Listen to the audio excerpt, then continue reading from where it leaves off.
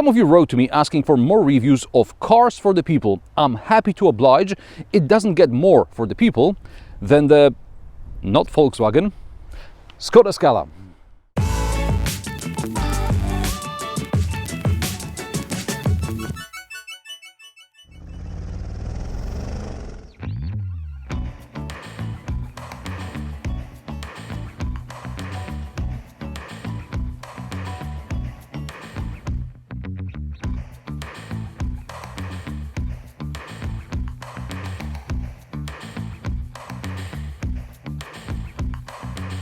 Skoda specializes in designing models which are hard to classify.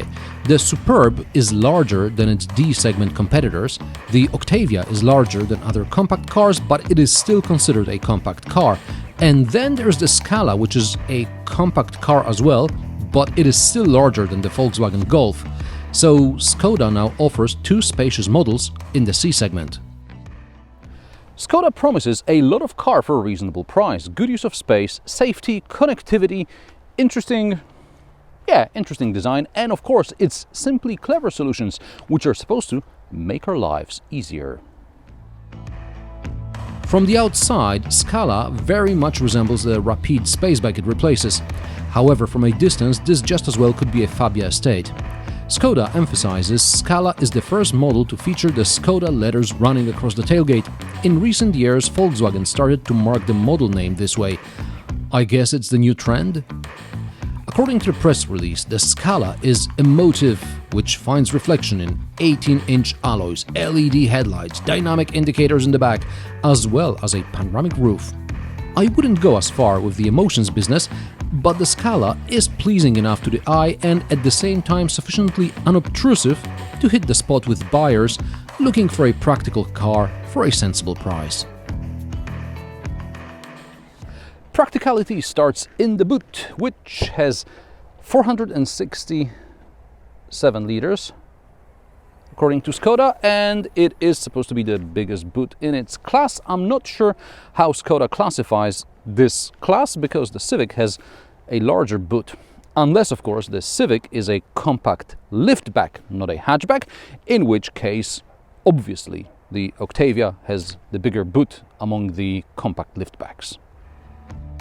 However, in the boot there are many simply clever solutions. There are, wait for it, 4 cargo nets. There are special fixtures which change the Isofix anchor points into additional shopping bag hooks. Additional because there are 2 large and 2 small ones on the sides, and there is also a 12-volt socket. Under the floor there is a full-size spare, and you can specify a double floor and a double-sided one as well. This test car has a regular floor. You can also order an electric tailgate. I managed to pack my gear and clothes for a 4-day shoot. The boot has a regular shape and the load lip is quite low. Under the fuel door there is, of course, the simply clever ice scraper. There is an umbrella in the driver's door. The window washer fluid cap also doubles as a funnel.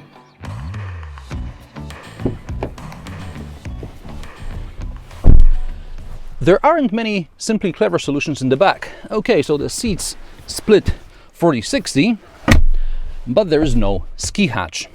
There are 2 USB-C ports, air vents, door pockets, but the seat belts have to be secured in these slots here, otherwise they will rattle and you can get caught on this while getting out. Also, why is this hard plastic instead of soft upholstery?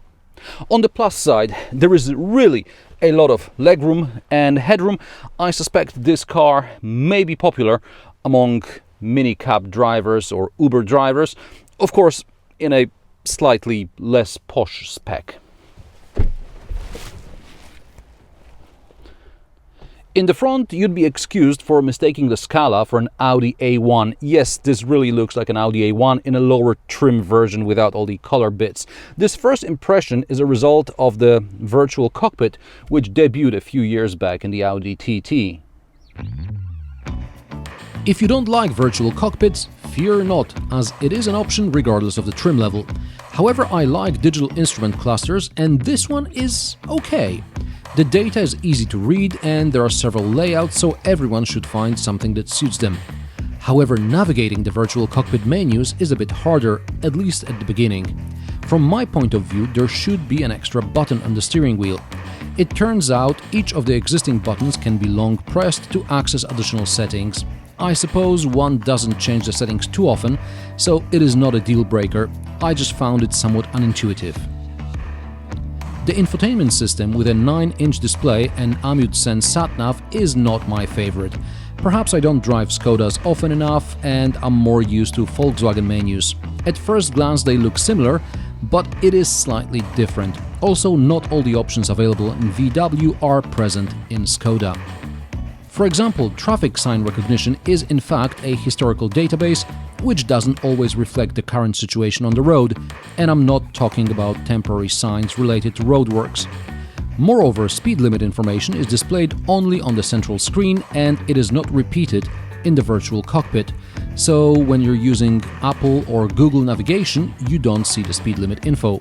Returning to Android Auto requires several clicks, and the screen is always full of fingerprints. Even the volume control is by touch. Fortunately, you can use a roller on the steering wheel. 2 USB-C ports and an induction charger are a nice addition, but the smartphone cradle is not as future-proof and not ready for larger devices. Cup holders are very small, so even a cup of coffee is a squeeze.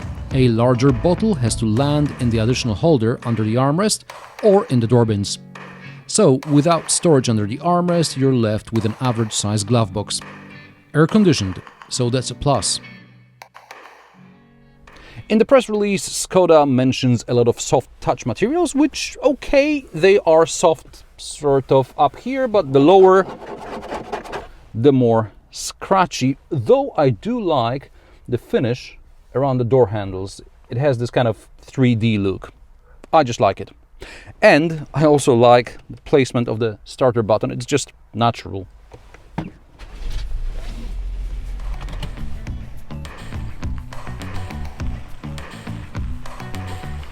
Having several similar models under different brands within one group means you have to create artificial differences which will help steer clients toward one brand or another.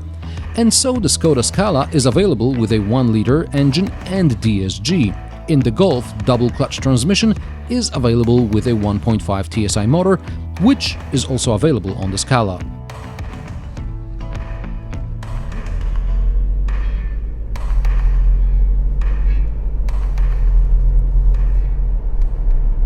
This is a 115 horsepower 1-liter 3-cylinder TSI engine with gasoline particulate filter. If you drive mainly alone or with only one passenger and without too much heavy load, this engine should be fine.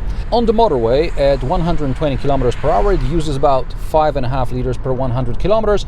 At 140 it uses about 6. In the city, get ready for 7-8 liters per 100 km. 0 to 100 km per hour time is just below 10 seconds. The driving position is quite high, visibility is good, the seats are comfortable. Soundproofing is okay. On the motorway, you'll also appreciate adaptive cruise control, lane assist, as well as blind spot monitoring, which also looks further behind the car and warns you about fast approaching vehicles.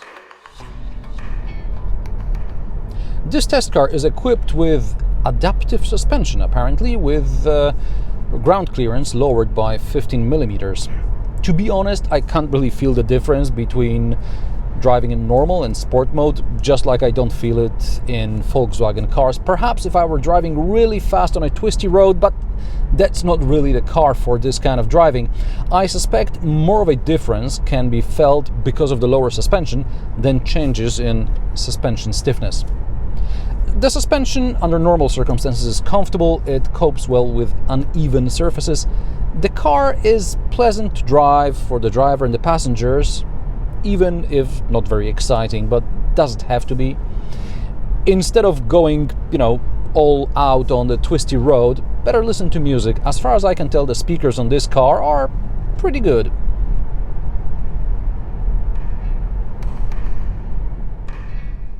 Besides a 3-cylinder 1-liter petrol engine, there is also a 4-cylinder 1.5 TSI with cylinder deactivation technology and a 1.6 diesel. In some markets there is also going to be a CNG version.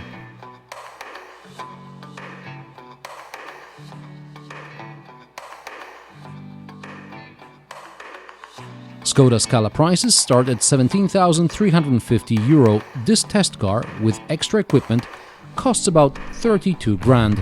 A similarly spec'd Golf, without DSG obviously, will be about €2,000 more expensive. Skoda Scala, like other models from the Czech car maker, is a product calculated to slot just under Volkswagen while offering practical solutions which offset the relatively high price. Skoda should be considered for the simply clever solutions, not for its price. If you want the cheapest, there is Dacia, and Skoda is the most car for the money. And what do you think about the Skoda Scala? Is it better than the Golf or irrelevant because there's the Octavia? Let me know in the comment section below. Subscribe, rate and share. New episodes every Friday. Thanks for watching, and I will see you in the next one.